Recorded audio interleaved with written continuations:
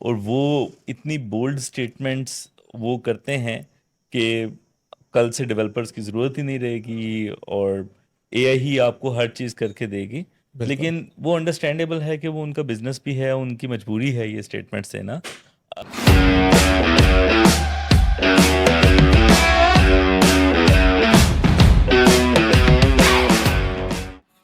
आज के हमारे पॉडकास्ट में हमारे गेस्ट हैं अरसलान एहसान, जो एआई, क्लाउड और इनोवेशन के एक्सपर्ट हैं।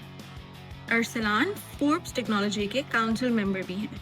इन्होंने एक टीम को 3 से लेकर 300 से ज़्यादा तक ग्रो किया है, 170 प्लस एंटरप्राइज प्रोजेक्ट्स को डिलीवर भी किया है और गूगल, AWS और माइक्रोसॉफ्ट जैसे जायंट्स के साथ पार्टनरशिप लीड की है। The purpose of having these podcasts is actually to educate you guys कि किस तरह से आप अपने करियर को ग्रो कर सकते हैं, अपने बिजनेसेस को स्केल कर सकते हैं in this era of AI, जहाँ पे चीज़ें बड़ी रैपिडली चेंज कर रही हैं। बहुत ज़्यादा इन्फॉर्मेशन ऑनलाइन अवेलेबल है, लेकिन वो हैवीली प्रोटेक्टेड है अंडर पेड वॉल्स।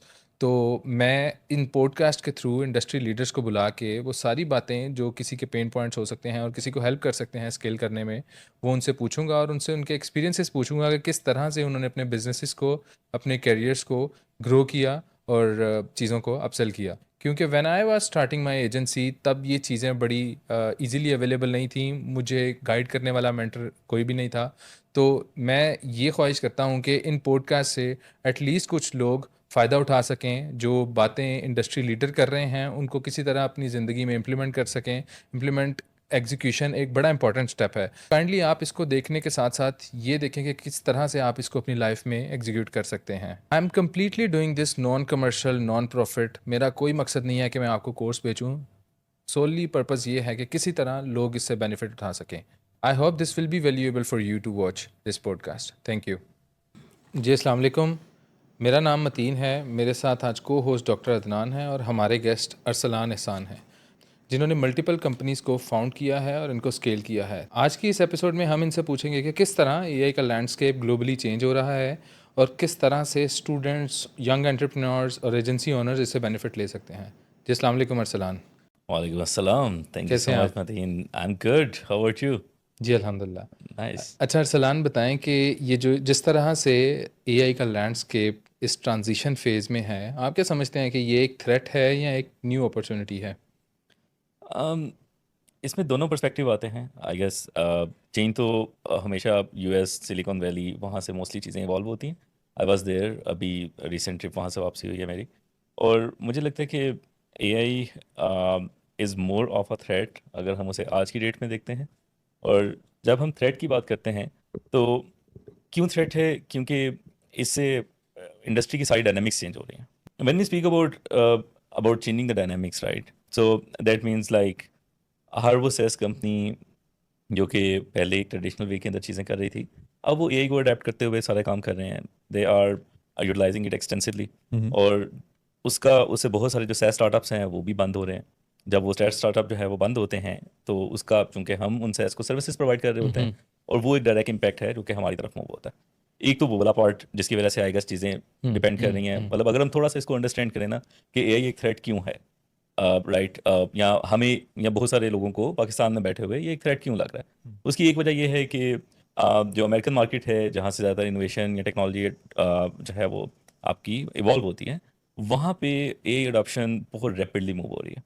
वहाँ पे बहुत सारी कंपनीज हैं, आपको क्लाउड का पता है, ओपन एआई का पता है, देर आर ब्रेपलिट, लवेबल और कोपायलट और इस तरह की काफ़ी सारी कंपनीज हैं जो कि एआई को एक्सटेंसिवली यूटिलाइज कर रही हैं। अब उनका तो मेन उनकी कंपनीज ही वो हैं और वो इतनी बोल्ड स्टेटमेंट्स वो करते हैं कि कल से डेवलपर्स की ज़रूरत ही नहीं रहेगी और एआई ही आपको हर चीज़ करके देगी। लेकिन वो अंडरस्टैंडेबल है कि वो उनका बिजनेस भी है, उनकी मजबूरी है ये स्टेटमेंट्स देना, because they want to grow it.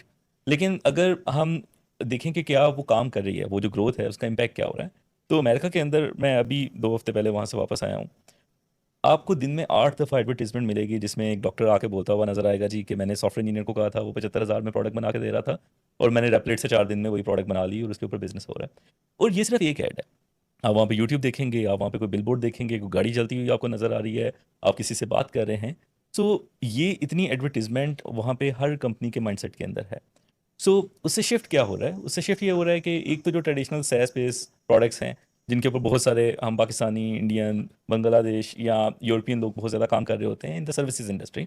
अब चूंकि SaaS स्टार्टअप्स खुद से बंद हो रहे हैं या वो स्ट्रगल कर रहे हैं, आप फाइवर के स्टॉक्स 90% के करीब नीचे गए हैं, अपवर्क के नीचे गए हैं, इवन HubSpot स्ट्रगल कर रहा है, सेल्सफोर्स के स्टॉक्स नीचे जा रहे हैं, और बहुत सारे इसी तरह के SaaS के स्टार्टअप्स हैं जो कि काफ़ी रिड्यूस हो रहे हैं। जब वो रिड्यूस होते हैं तो हम जैसे जो सर्विसेज कंपनी उनके लिए काम कर रहे हैं, एक डायरेक्ट इम्पैक्ट उनके ऊपर आता है। जब उनके ऊपर आता है तो वही इम्पैक्ट आगे नीचे ट्रांसलेट होता है हमारे एम्प्लॉयज़ के ऊपर, या जो बहुत सारा आगे इनटेक फ्रेशर स्टूडेंट्स हैं जिन्होंने मार्केट में एंटर करना होता है, और वहाँ पे भी उनको फील हो रहा है कि अब जॉब्स उस तरह से नहीं जा रही। तो ये तो वो पार्ट हो गया कि AI को लोग थ्रेट क्यों समझ रहे हैं, ये कैसे एक थ्रेट बनी हुई है, और क्यों पाकिस्तान के अंदर भी ये वाला एक विजन ट्रांसलेट हो रहा है कि this is more like a threat. अगर हम इसको थोड़ा सा डायसेक्ट करते हैं तो ये एक पैटर्न हमें नज़र आता है। तो एक स्टेप और थोड़ा सा पीछे जाते हैं, जैसे US में सुनने में ही आया, मेरे कुछ दोस्त जो वहाँ पे हैं, अब उनके बच्चे यूनिवर्सिटी गोइंग हो गए और सारा इस तरह का सिलसिला था, तो दे वर डिस्कसिंग कि यार अभी क्या करना चाहिए, एंड दे टोल्ड मी कि US के अंदर तो कंप्यूटिंग ग्रेजुएट्स को लास्ट ईयर से जॉब्स ही नहीं मिली। हम्म। तो एक इम्पैक्ट जो है जो US में आता है वो फिर स्लोली ग्रेजुअली साल 1.5 साल में वो करता करता पाकिस्तान में भी पहुँच ही जाता है। तो चूँकि वहाँ पे ये वाली चीज़ आ रही है, तो ये अब स्टूडेंट्स का भी एडमिशन्स का भी इस वक्त सीज़न चल रहा है, सारे लोग एक तरह से थोड़े से स्केप्टिकल हो गए हैं कि कंप्यूटिंग डिसिप्लिन के जो वेरिएशन सारी हम ऑफ़र कर रहे हैं, CS, SC, IT, data science और वगैरह वगैरह, तो इससे थोड़े से परेशान हो गए हैं लोग कि क्या हम ये डिग्री करें या ना करें। तो ये थोड़ा सा मैं एक स्टेप पीछे जाना चाहूँगा कि जो बच्चे तैयार हो रहे हैं उनके लिए क्या आपकी राय है? तो डॉक्टर साहब, आपने बड़ा सही मतलब आपने ना पॉइंट आउट किया है, और मुझे लगता है कि ये सवाल हर वालदैन के जहनों में भी ये है, ये बच्चों के जहनों में भी है, और ये रियलिटी भी है। क्योंकि अगर आप 2026 की रिपोर्ट उनकी देखें, जो IVY लीग की यूनिवर्सिटीज़ हैं which are considered as the top universities, True. उनकी रिपोर्ट है कि 2025 जो था वो सबसे मुश्किल तरीन जॉब ईयर था जी उनके पिछले 5 साल की अगर हिस्ट्री उतार के देखते हैं, और उसमें बहुत सारे बच्चे जो हैं वो जॉब्स को obtain नहीं कर सके। तो अगर उन यूनिवर्सिटीज़ का जो कि बिल्कुल वर्ल्ड टॉप यूनिवर्सिटीज़ हैं उनके स्टूडेंट्स की ये हालत है, जी तो बाकी जो वर्ल्ड है वहाँ पे तो टेक्नोलॉजी डेफिनेटली एक डिफरेंट पेस पे मूव करती है, तो वहाँ पे भी इम्पैक्ट आएगा। जी और मेरे खुद बल्कि एक अजीज़ हैं, उन्होंने पिछले दिनों मुझे मैसेज किया कि जी हमने पहले बच्चों को तो डाल दिया है, लेकिन आप कहते हैं जी AI आ गई है, तो क्या हम अगले बच्चे को कंप्यूटर साइंस में डालें, या इसको तरखान बनाएं, इलेक्ट्रीशियन बनाएं, हाँ या इस तरह की ये चीज़ों के बातें अंदर हुआ लेके थी। जाएं जो कि AI नहीं लेके जा सकती। अच्छा, इसको अगर मैं जिस तरह से देखता हूँ ना, पहली चीज़ तो ये कि इसका कोई भी कंक्रीट आंसर मैंने अभी तक किसी एक्सपर्ट का नहीं देखा। हर बंदा जो भी फोरकास्ट कर रहा है कि AI किस डायरेक्शन में जाएगी, they are waiting and watching, और उनकी एक्सपेक्टेशंस एक्सीड हो रही हैं। जी। कभी आपको कोई स्टेटमेंट्स आती हैं, एक IBM की मैं स्टेटमेंट देख रहा था वेयर उसने कन्वर्सेशन ही ऐसे स्टार्ट की कि वो कंपनीज, ये वो 5 टॉप कंपनीज हैं जिन्होंने अपने रेवेन्यूज़ को एक्सेलरेट किया है और एक्सपोनेंशियली ग्रो किया है by reducing all of their human man power और AI प्रोसेसेस को और उसको अडेप्ट करते हुए। ये वो Automation। 5 कंपनीज हैं जिन्होंने बड़ा ज़्यादा अचीव किया है। कंपनी नंबर 1 हाली, company number 2 empty, company number 3 empty. So there are no such live examples कि अच्छा कंपनी से हैं वो सिर्फ अपने जो नॉलेज वर्कर्स हैं उनको ले ऑफ करके सिर्फ AI से रिप्लेस करके प्रॉफिटेबिलिटी करेंगी। इस जी। तरह से कंपनी स्केल नहीं करती। ये वो पॉइंट है जो कि वो भी प्रूव करना चाह रहे थे। पहले टेक्नोलॉजी डिजिटल ट्रांसफॉर्मेशन थी, अब AI डिजिटल ट्रांसफॉर्मेशन जी। है जो कि होने जा रही है। ट्रू सो उससे 2 चीज़ें होंगी। एक तो जो एग्जिस्टिंग कंपनी जिन्होंने पहले टेक डिजिटल ट्रांसफॉर्मेशन देखी है, they are entering into AI digital transformation. अब वो कितना सक्सेसफुली कर पाते हैं, उसको कितना अच्छा यूटिलाइज करते हैं, ये हमेशा क्वेश्चन मार्क है। ठीक है, तो पहले वो सारे जो टेक्निकल रोल्स हैं या जो कंपनीज हैं वो उन्हें डिजिटल सॉफ्टवेयर बना के देते थे जी या डिजिटल एडवाइजरी देते थे। अब वो उन्हें AI एडवाइजरी देंगे और AI को कैसे प्लग इन करना है वो वाली चीज़ें बताएंगे। बिल्कुल तो वो चीज़ तो कंटिन्यूड रहेगी। सो एक तो ये मेजर शिफ्ट है जो कि मैं देख रहा हूँ कि AI ट्रांसफॉर्मेशन, और this is something which is going to stay. So I guess इसमें ये नहीं होगा कि ये सारी चीज़ें ऑब्सोलीट हो जाएंगी, इनका रोल चेंज हो जाएगा। बिल्कुल सही। और ये उन्हीं सारी कंपनीज को जो पहले एक सॉफ्टवेयर और टेक्नोलॉजी ट्रांसफॉर्मेशन से गुजरे हैं, अब वो AI ट्रांसफॉर्मेशन से गुजर रहे तो हैं। इसका मतलब है कि एक अच्छी कन्वर्जेंस जो है वो over the period of time होगी, जो ये एक सिचुएशन क्रिएट हुई है। It will require some time for convergence, number 1, जो मैं अगर आप सम अप करूँ आपकी बात को लोगों के लिए और आसान बनाने के लिए। तो और दूसरे नंबर पे ये है कि इससे कई सारे ऑफशूट में नए से नए जॉब पोर्टफोलियोज निकलेंगे, जो बिल्कुल कि इस ऐसे। वक्त शायद उस तरह से बड़े बहुत वादे तौर पे नज़र नहीं आ रहे। जैसा कि उबर और करीम का 2006-7 में किसी को अंदाज़ा नहीं होगा कि ये भी जॉब्स होंगी, डिलीवरी सर्विसेज और बेशुमार ऐसी जॉब्स हैं जो कि डाउन द लाइन निकल आई, दे वर नॉट एंटिसिपेटेड, आम बंदा सोच भी नहीं रहा था। तो एग्जैक्टली इसी तरह से एआई की भी, जो आपकी बात है मुझे समझ आई है कि एआई से भी बहुत सारी नए पोर्टफोलियोज निकलेंगे। तो आसान बात ये है कि एडमिशन ले लें बच्चे। हाँ, अच्छा, एक इस एडमिशन ले लें। दूसरा, इसमें जो रोल्स हैं, जैसे वो पहले चीज़ें करते थे, वो रोल चेंज हो जाएंगे। और तीसरी चीज़ ये है कि जैसे एक चीज़ जब आसान होती है ना, तो उसकी अडॉप्शन बढ़ जाती है। जी 2006 में 4 में कितने लोगों की वेबसाइट थी? बिल्कुल नहीं थी, क्योंकि हाँ, वेबसाइट नहीं, बनाना बड़ा मुश्किल काम था। बिल्कुल अगर आज हम देखें तो हर बंदा वेबसाइट की तरफ जा रहा है। बिल्कुल इसी तरह से जो टेक्नोलॉजी है, वो अगर पहले 10-20% कंपनीज को और बिजनेसेस को लेके चल रही थी और इम्पैक्ट कर रही थी, और टेक्नोलॉजी के महंगे होने की वजह से वो बिजनेसेस बहुत ज़्यादा बाकी बिजनेसेस को अडेप्ट नहीं करते थे। अब चूंकि टेक्नोलॉजी आसान हो Commoditize रही हो गई है, एकदम। कमोडिटाइज हो रही है, चीप हो रही है, इसका बैरियर टू एंट्री बहुत कम हो रहा है, जी तो उससे जो बाकी 20-30% मजीद डिफरेंट बिजनेसेस है ना, वो भी इसके अंदर एंटर होंगे, और बिल्कुल वहाँ से इसकी जो डिमांड है वो काफ़ी राइज होने जा रही है। हाँ, क्योंकि अगर आप आज भी सिलिकॉन वैली में जाते हैं तो वहाँ पे आपको और एक्सपोजर नज़र आता है। बिल्कुल वहाँ से थोड़ा सा हट के आप लॉस एंजल्स के सेंट मोनिका या इस तरह के एरियाज़ के अंदर जाते हैं, तो आपको आज भी 80s की वाइब आएगी। वहाँ पे लोग आज भी उसी ट्रेडिशनल वे क्लासिकल के अंदर सेंस जा रहे हैं। तो मुझे लगता है कि जब वो सारे बिजनेसेस भी इसके अंदर इंक्लूड होंगे तो ये डिमांड राइज करने वाली जी। है। सो मेरा मैसेज स्टूडेंट्स को या वो सारे लोग जो परेशान हैं कि क्या होने जा रहा है, वो यही है कि आप वक्त की जिद्दत को समझने की कोशिश करें। कैलकुलेटर पे अपने हाथ या प्रैक्टिसेस ना करें, स्प्रेडशीट को देखें कि वो कैसे ऑपरेट करती है। इसी तरह से आप जो प्रीवियस टूल्स हैं उनकी बजाय जो कटिंग एज टेक्नोलॉजी है, आप उसके ऊपर अपने आप को ट्रेन करें और इस नेक्स्ट वेव के लिए रेडी रहें। सही है। अच्छा सर, इसमें एक पॉइंट मेरा ये भी है कि आपने बात की कि स्टूडेंट्स को जॉब नहीं मिल रही यूएस जी। में। उसकी एक बड़ी वजह ये है कि जो कंपनीज हैं उनके पास ऑलरेडी वर्क फोर्स काफ़ी ज़्यादा है, और क्योंकि एआई के आने के बाद चीज़ें एक्सेलरेट हुई हैं, वो एक्सेलरेट से जो काम एक बंदा करता था, अब वो 3 लोगों का काम एक बंदा करेगा। जी जी और उनके पास इतनी लेवरेज है कि वो अपनी करंट वर्कफोर्स से ज़्यादा काम करवा सकते हैं, इसलिए उन्हें बिल्कुल। एक्स्ट्रा नए रिसोर्सेज की ज़रूरत नहीं है, जिसकी वजह से हायरिंग का वो जो साइकिल है सेफ थोड़ा सा मोड में डिस्टर्ब चले हो गए गया। हाँ, किसी टाइम तक ये ज़रूर नॉर्मलाइज होगा और स्टूडेंट्स को मिलना शुरू होगी। अभी मैं आपको एक और एग्जांपल दूँ, मेरा एक कज़न है, वो चाइना से बैचलर्स करने गया है एआई में। उसका मुझे फ़ोन आया कि 1 साल हो गया है, मुझे अपना मेजर सेलेक्ट करना है, तो क्या मैं एआई में करूँ या किसी और में करूँ? क्योंकि वो थोड़ा बिज़नेस फैमिली से उसका ताल्लुक है। तो वो मैंने उसे कहा कि एआई तो डिस्टर्ब करेगी सारी फील्ड्स को। जी वो सोच रहा था कि वो trade and economics, international trade and economics में कुछ कर ले। मैंने कहा एआई तो उधर भी चीज़ें डिस्टर्ब करेगी। जो चीज़ ज़्यादा कम से कम होगी वो होगी जो एआई को ज़्यादा बेहतर तौर पे समझ सकते होंगे, बेहतर तौर पे इसको हैंडल कर सकते होंगे। सही है। अच्छा, आपने बात की कि अपॉर्चुनिटीज़ के बारे में बताऊंगा कि क्या नई अपॉर्चुनिटीज़ आ सकती हैं, वो थोड़ी सी मुझे बताएं कि वो क्या नई अपॉर्चुनिटीज़ आप फोरसी करते हैं कि जिससे हमारा जो करंट सर्विस मॉडल है, आईटी सर्विस मॉडल पाकिस्तान में है, वो लोग क्योंकि वो थोड़ा सा डिप्लीट होता जा रहा है, वो क्या नई अपॉर्चुनिटीज़ की तरफ देख सकते हैं? अच्छा, मुझे लगता है कि इसके अंदर ना जो ट्रेडिशनल चीज़ें हम लोग करते रहे हैं ना, अब अगर आप 2008 से पाकिस्तान में स्पेशली मैंने इसका बूम देखा है टेक्नोलॉजी का, और वो अभी तक चलता आ रहा है, और अभी मुझे लगता है कि ये बिल्कुल बूम टॉप के ऊपर पहुंचा हुआ है, और अब थोड़ा सा इसको हिट आनी शुरू हुई है। जी तो अगर हम तब तक वो देखें ना, तो वो सारी चीज़ें ट्रेडिशनली चल रही थी, या उसमें बहुत सारी चीज़ें हैं जिसके अंदर एआई सेंटर में नहीं थी। आप एआई नेटिव कंपनीज जो हैं वो उस तरह से नहीं ऑपरेट हो रही थी। और पाकिस्तान के अंदर अगर हम देखें तो हमारी कोर स्ट्रेंथ क्या है? हमारी स्ट्रेंथ ये है कि we got knowledge workers which can work at a fraction of a cost, जो कि यूएस के अंदर उन्हें अपने लोगों को देनी पड़ती है। जी तो चूंकि हमारी जो गेम है वो नंबर ऑफ जो पीपल हैं उनके ऊपर है, और उनकी रिलेटिवली जो कंपेटिटिव प्राइसिंग है उसके ऊपर है। जी अब वो वाला पार्ट चेंज हो रहा है। एग्जैक्टली अब ये जानने के लिए ना कि इन्हें ऐसा क्या चेंज करना होगा, ठीक है, जिससे ये इनकी चीज़ें सेटल हों या ये वापस ऑन ट्रैक रह सकें, उसके लिए पहले हमें ये समझना होगा कि जो टॉप इनोवेटर्स हैं, ठीक है, फॉर एग्जांपल अगर मैं यूएस में बैठे हुए ज़्यादातर लोगों की बात करता हूँ या कंपनीज की बात करता हूँ, they are actually the thinkers. वो ये सोचते हैं कि हमें क्या बनाना है जी और कैसे बनाना है। मोस्ट ऑफ द टाइम वो ये वाली चीज़ करते हैं। अब उसमें होता है कि जैसे आपने बिल्डिंग बनानी है ना, एक बंदा लग के बिल्डिंग बना रहा है तो वो उसे साल लग जाएगा, आपने 100 बंदा लगा दिया है तो वो जल्दी बन जाएगी। तो वहाँ पे जो बिल्डर्स हैं, ठीक है, वो बिल्डर्स वो लेते हैं बाकी कंट्री से, जो डेवलपिंग कंट्रीज हैं जहाँ पे लेबर रिलेटिवली जी मोस्ट competitive है या बिल्कुल। रिलेटिवली चीपर है। सो if they are the builder, they are the thinkers, Thinkers. we are the builders, including us, India and the rest of other countries as well. अब AI ने change क्या किया? AI ने ये चेंज किया है कि उन्होंने उनको कंप्यूटेशन पावर दे दी।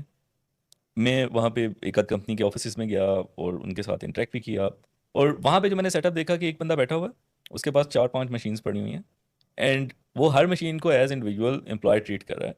जहाँ पे उसने एआई एजेंट सेटअप किया हुआ है। सही। अब वहाँ पे ओपन क्लॉड चल रहा है या क्लॉड चल रहा है या इस तरह की बाकी चीज़ें चल रही हैं, तो वो वाले सारे बिल्डर्स जो हम उन्हें देते थे, नॉलेज वर्कर्स, वो यही दे रहा वो उनको एआई नहीं देती। है। जी, बिल्कुल अब सही। वो कॉस्ट जो हमें देते थे वो एआई की कॉस्ट के अंदर बेयर कर रहे हैं। बिल्कुल। तो मसला सबसे बड़ा यही है कि थिंकर्स को बिल्डर्स एआई ने दे दिए हैं, हम सारे बिल्डर्स हैं, और अगर वो बिल्डर्स की वहाँ ज़रूरत नहीं है या वो उनकी नीड फुलफिल हो रही है, जी, तो क्या होने जा रहा है? और यही Very सबसे बड़ा गैप है जिससे हम जैसी जो नेशंस हैं या कंपनीज हैं वो सबसे ज़्यादा इम्पेक्ट हो रही हैं। हम्म, अब अगर इसका आप आंसर मेरे से पूछे ना, तो मुझे लगता है इसका कोई बड़ा सिंपल आंसर नहीं है। बिल्डर्स से थिंकर्स बनना या वो जो ट्रांसफॉर्मेशन है वो that is going to take time. अब वो टाइम है कि जब इस नेशन को या जब हमारे सर पे पड़ती है ना, फिर हमें थोड़ा सा लगता है कि नहीं यार हमें चीज़ें करनी है। तो अब आके मुझे लगता है कि एक आपका जब फ्रेशर्स को या बाकी जो जॉब मार्केट है या इन सारी जगहों के ऊपर जब हिट्स पड़ेंगी, और पहले तो काम चल रहा था, वहाँ पे आप इनवाइसेस भेज रहे थे, डॉलर्स आ रहे थे, आपके रिसोर्सेज काम कर रहे थे। जी, अब जब वो वाली चीज़ डिसरप्ट होगी, हम्म। तो फिर सबको इनोवेटिव वे सोचने होंगे कि यार अच्छा हमें थिंकर्स कैसे बनना है, क्योंकि वो वाला गैप तो आपका ख़त्म हो गया। सो ये वो शिफ्ट है जिसकी तरफ मूव करना होगा, और ये शिफ्ट आसान नहीं है। अच्छा अरसलान, एक और अपॉर्चुनिटी जो मुझे लगता है, क्योंकि एआई इतने वास्ट स्केल पे कोड प्रोड्यूस कर रहा है, जनरेट कर रहा है, हर thousands of lines within few minutes generate हो जाती हैं, तो मुझे लगता है कि एक और अपॉर्चुनिटी साइबर सिक्योरिटी पे बड़ी अपॉर्चुनिटी हमें नज़र आ सकती है कि हम जो कोड एआई जनरेट कर रहा है उसमें वल्नरेबिलिटीज़ क्या हैं, क्या इश्यूज़ हैं, वो एक नई डोमेन किसी नई तरफ ट्रांजिशन करेगी, और जिसको हमें अपने डेवलपर्स को किसी तरह बताना पड़ेगा, समझाना पड़ेगा। आप इसके बारे में क्या पॉइंट ऑफ व्यू रखते हैं? बिल्कुल, ये उन्हीं एक अपॉर्चुनिटीज़ में से है जो कि आगे एआई क्रिएट करेगी, और मुझे लगता है ये सिर्फ साइबर सिक्योरिटी के हवाले से नहीं है, ये क्वांटम कंप्यूटिंग के हवाले से भी है। Once quantum is out, which is kind of developed, everything will be changed, और वो एक और बहुत बड़ी एआई के बाद जो नेक्स्ट बिग थिंग है वो क्वांटम कंप्यूटिंग बनने जा रही है। लेकिन coming back to the answer, जो साइबर सिक्योरिटी और इसी तरह से जो क्यूए वाला पार्ट है, अब बहुत सारी कंपनीज़ हैं वो ट्रेडिशनल क्यूएस नहीं रखते। तो जो मैं अपनी कंपनी में एटलीस्ट कर रहा हूँ वो ये कर रहे हैं कि हम क्यूएस को भी, अगर एक डेवलपर्स हैं वो 30-30 हज़ार लाइनों का कोड जनरेट कर रहे हैं, तो डेवलपर स्ट्रेस नहीं करते, ना ही उनका इतना मुश्किल है। स्टेमिना होता है कि हाँ। वो डेप्थ में जाके वो सारी चीज़ों को देखें।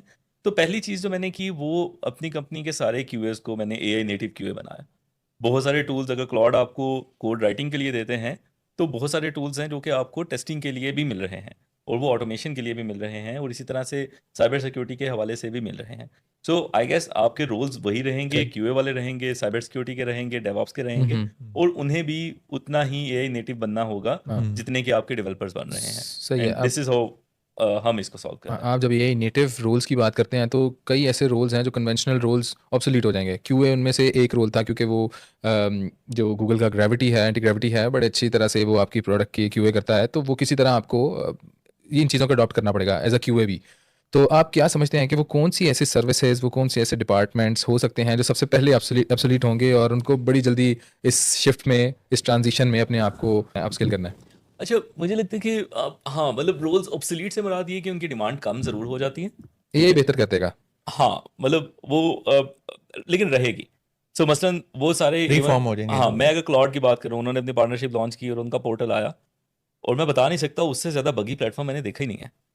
एक क्लाउड का पार्टनरशिप पोर्टल है, और वो आपको वो लॉन्च कर रहे हैं उसको, और उसके अंदर इतने बग्स हैं कि आप उसको यूज़ भी नहीं कर पा रहे, और दैट इज़ क्वाइट एविडेंट कि यार जब आप क्लाउड से सारा कोड लिखेंगे, ठीक है, तो उसको टेस्ट तो करना है, और डेवलपर्स में वाकई वो पेशेंस नहीं होता।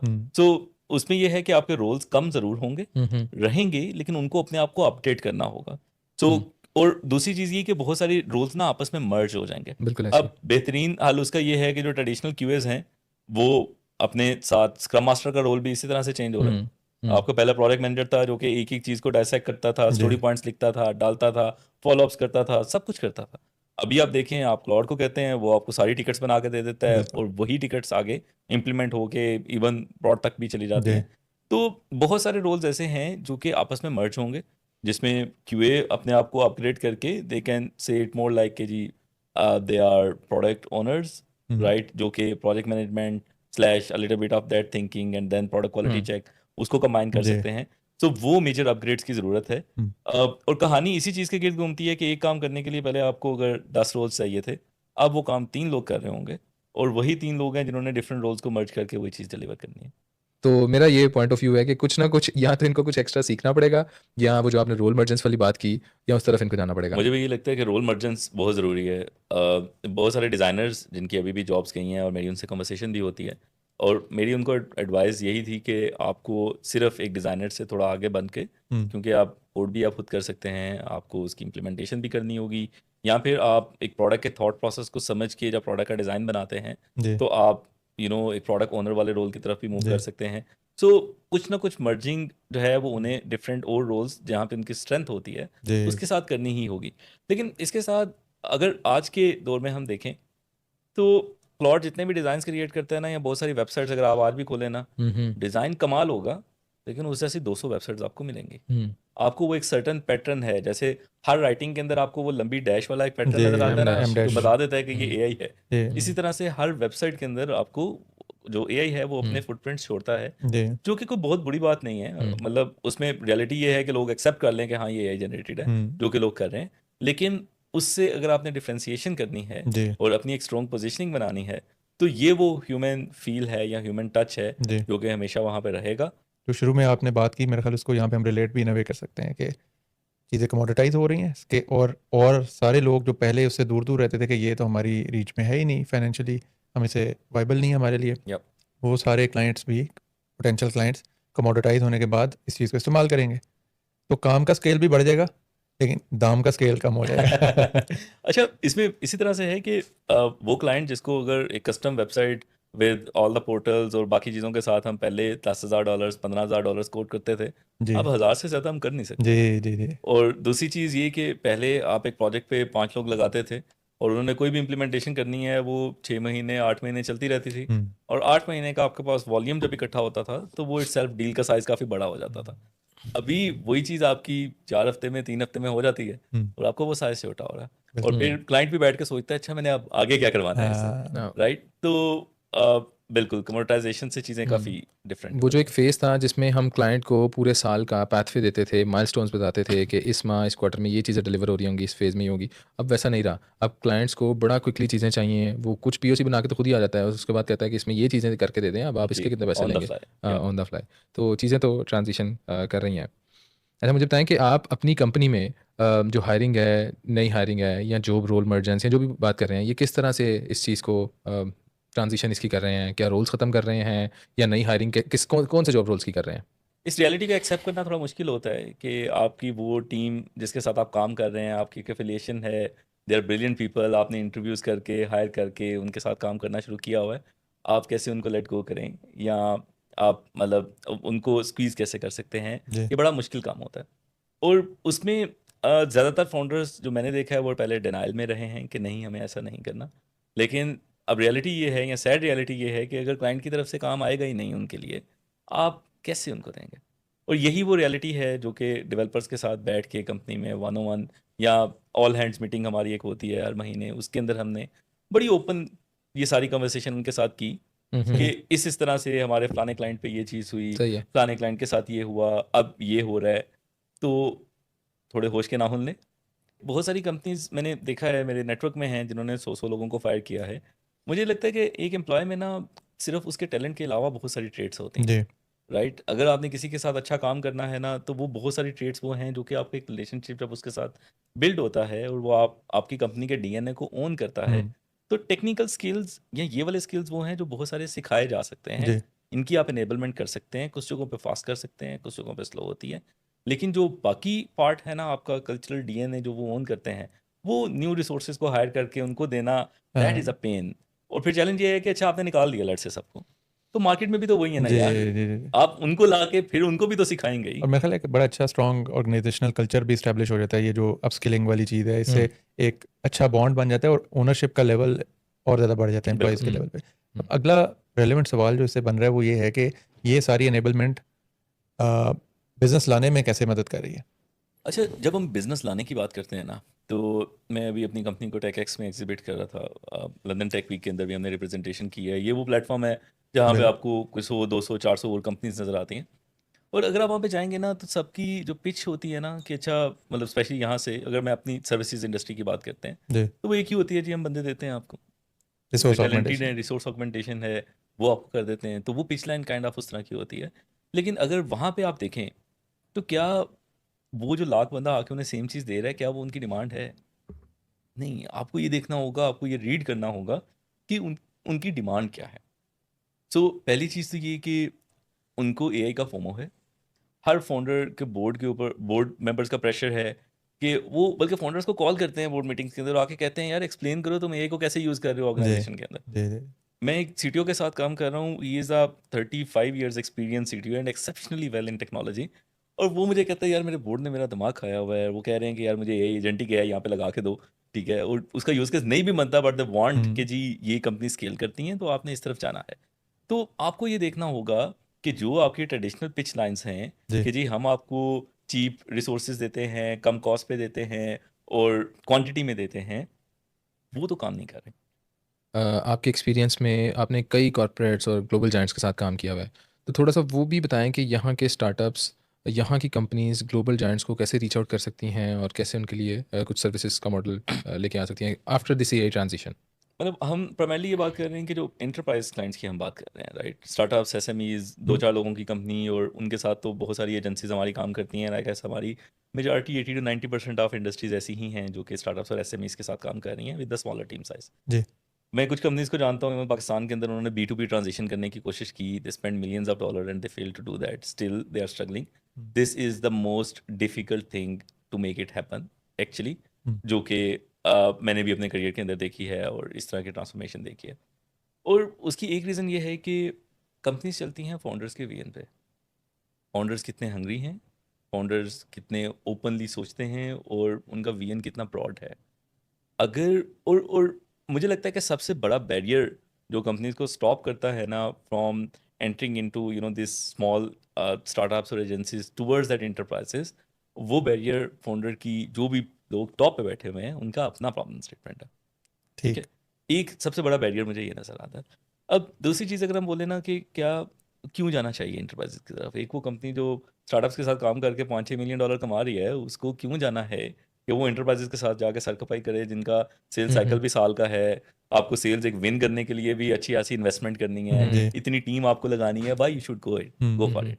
तो उसका आंसर ये है कि they are better, they are sustainable, they are scalable, और दे आर द वन जो कि आपकी कंपनी को लिटरली अगर आपने लॉन्ग टर्म के अंदर स्केल करना है, they are the only option which are going to do that, not the startups.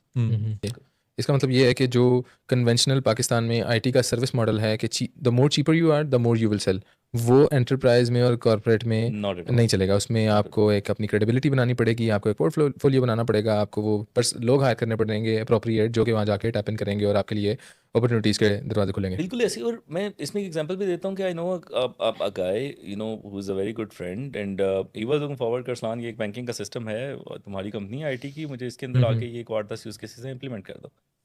और मैंने उसे स्ट्रेट फॉरवर्डली नो बोला। क्यों? उसकी वजह ये है कि मेरा एक रिलेशनशिप है और मुझे ये पता है कि मेरी कंपनी एक स्टार्टअप है, हमारा माइंडसेट स्टार्टअप है, हमारा फोकस स्टार्टअप पे है, हमारे जी क्रेडेंशियल स्टार्टअप के हैं।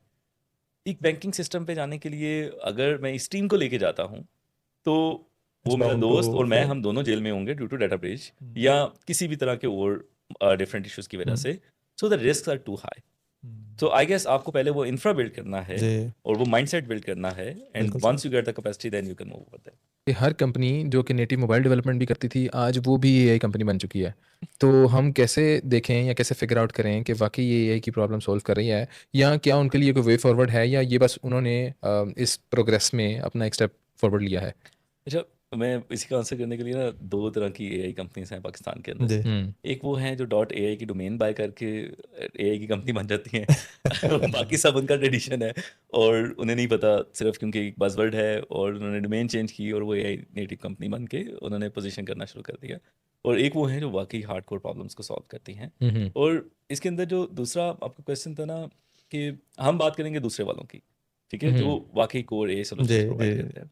और दूसरा जो आपका मतीन क्वेश्चन है ना, कि हम कैसे जज करें कि ये वाकई सही वाली एआई कंपनीज हैं या नहीं, ये क्लाइंट का काम है हाँ जज करना, ठीक है। सो बिल्कुल जैसे ही ये .ai डोमेन लेके एआई कंपनी बनने वाली क्लाइंट के पास आएंगे ना, they can never win the business. और अगर वो विन भी कर लेते हैं, they can never deliver it and they can never scale.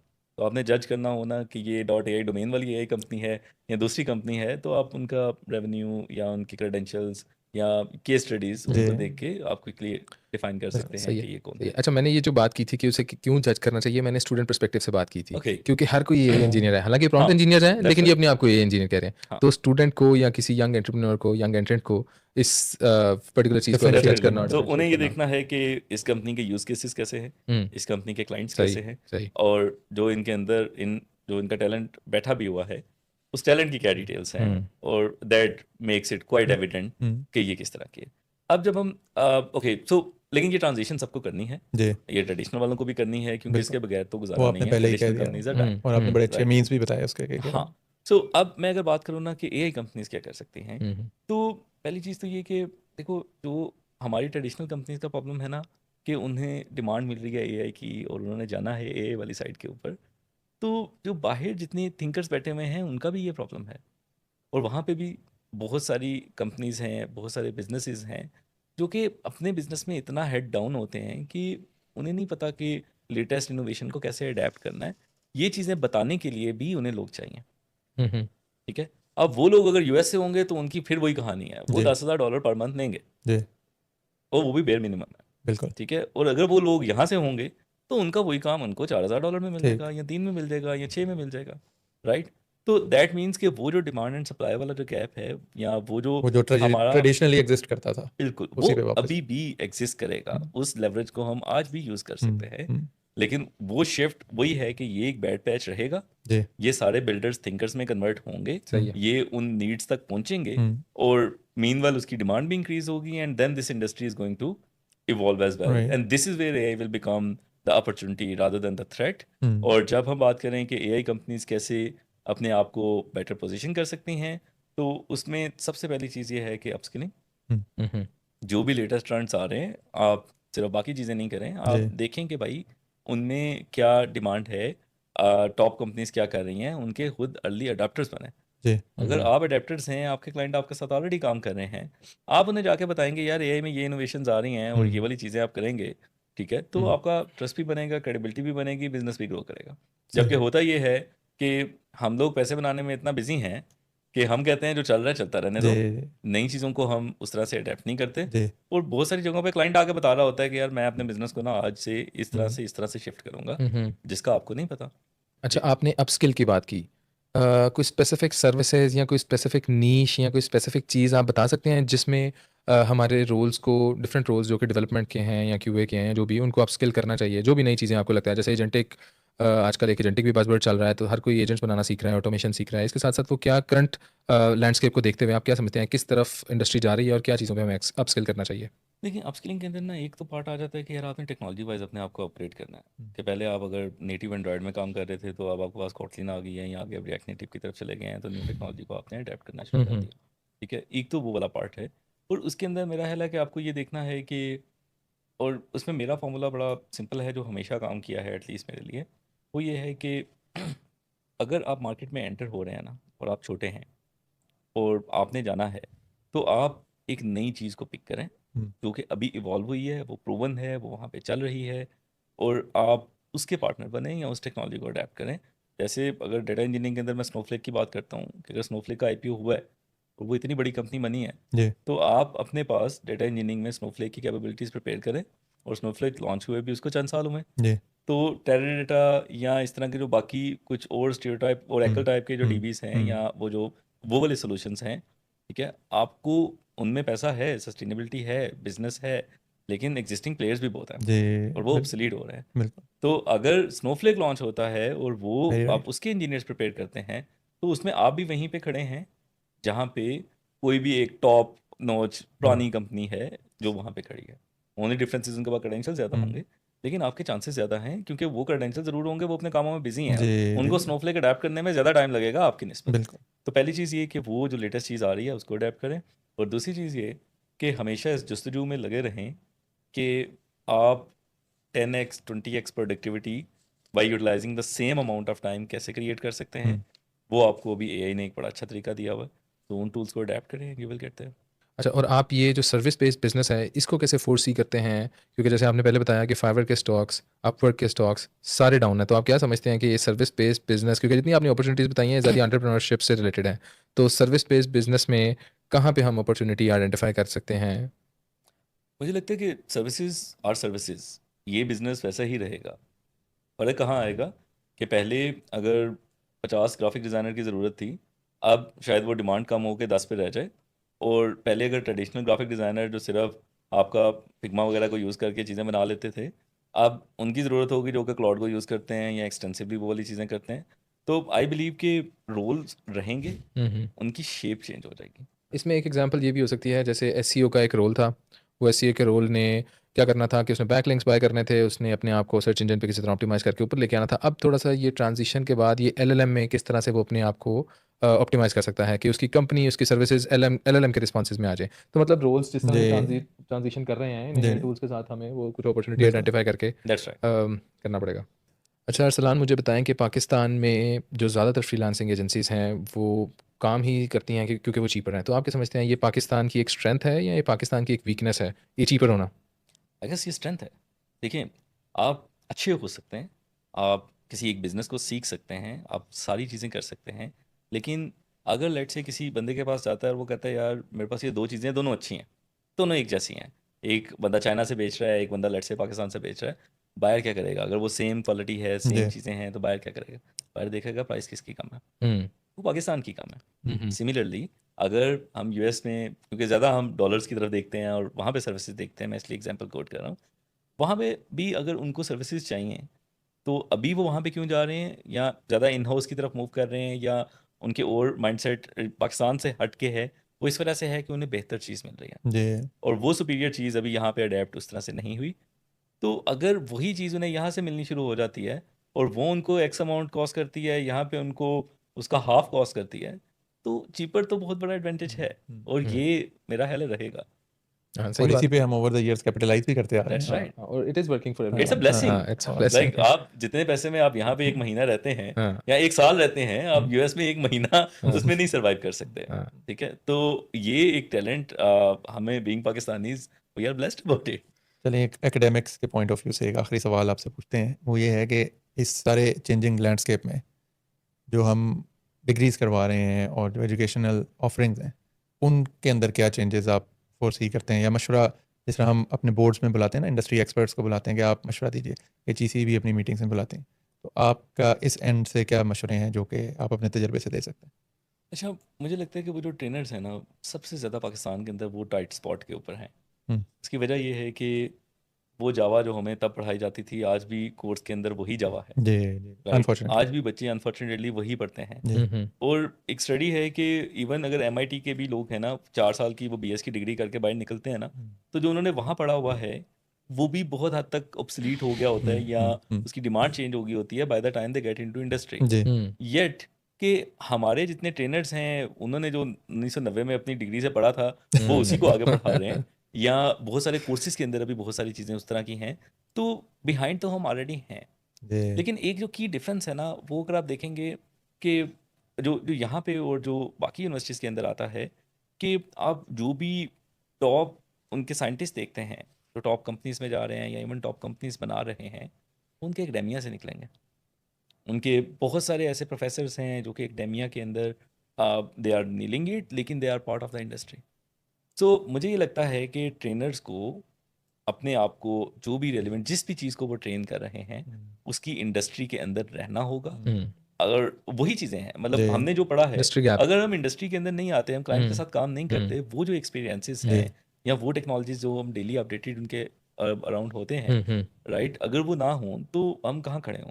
हाँ so same problem goes for the trainers as well, कि जब तक वो इंडस्ट्री के अंदर आके काम नहीं करेंगे और वो चीज़ें जो वो सिखा रहे हैं वो प्रैक्टिकली किस तरह से अप्लाई होती हैं और जहाँ से डिमांड जनरेट होती है उनमें वो कैसे प्ले करती हैं, जी जब तक वो खुद वो चीज़ नहीं सीखेंगे जी वो आगे सिखा नहीं सकते।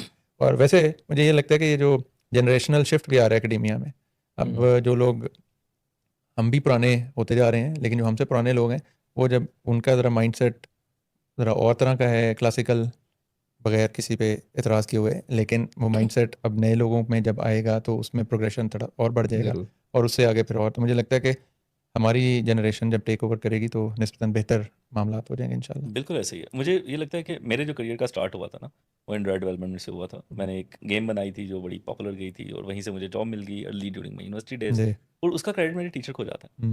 और उसकी रीज़न ये है कि मेरी यूनिवर्सिटी ने एक इंडस्ट्री से एक टीचर लाए या जिनका एक इंडस्ट्री के साथ कनेक्शन था, वो खुद गेम्स बनाते थे। उन्होंने जी। वो चीज़ बताई जो कि उस टाइम पे मतलब ट्रेंडिंग थी और उसकी डिमांड थी। बिल्कुल। उन्होंने वो चीज़ पढ़ाई, हमने पढ़ा, और मुझे लगता है यूनिवर्सिटी से वही एक मेन चीज़ है जो कि मेरे काम आई और हाँ। उसने मुझे एक अच्छा स्टार्ट दिया।